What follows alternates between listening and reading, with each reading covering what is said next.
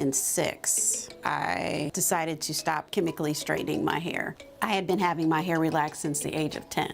I did the TWA, which is the teeny weeny afro, in 2003. So in the midst of growing it out, I felt more comfortable wearing my hair up in a puff, but I could not find anything that would be comfortable that I could wear my hair up all day and not have a headache at the end of the day. The only tools that were available were headbands, shoestrings.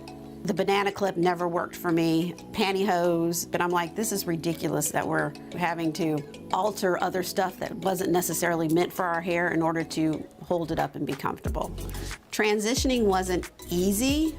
I thought, you know, if I could create a tool that would help me feel better in my own skin and learn to love and nurture and care for and be proud of my curly hair, then it would be a tool that more than just I could use. I realized I couldn't sit on this idea anymore. I had to go ahead and bring it to fruition. I had drawn out my sketch. I was working at a community college at the time. The community college, it was full of adjunct professors that are usually professionals by day and then they come and teach at night.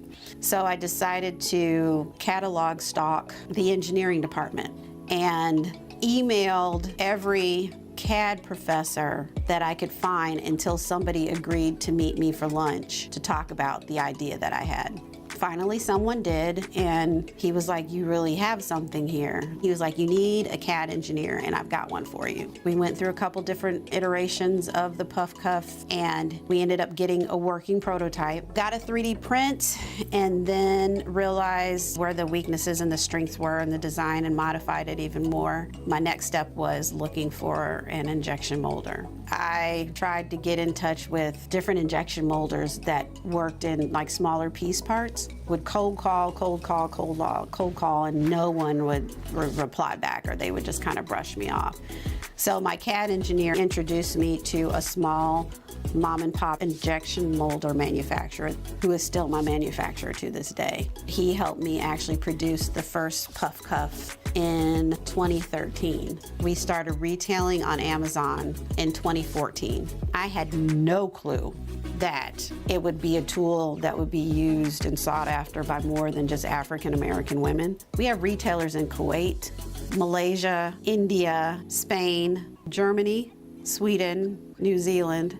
Brazil is next. I was a solopreneur in 2013 all the way up until 2017, which is when my husband came on as CEO.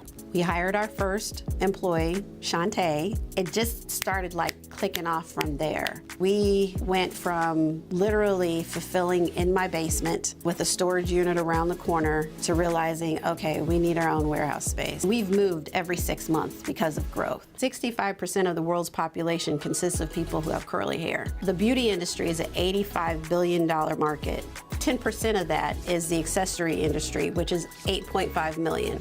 I'm just going after 0.4% of that, which is a $34 million market. We have increased revenue 75% year over year. My vision is I want this company to get no less than a $25 million evaluation within 5 years. I'm pretty sure all of us have come across something in our lives where we didn't have a solution that was right fast in front of us, but you manipulated something or you came up with your own solution for that problem. That in itself is entrepreneurship.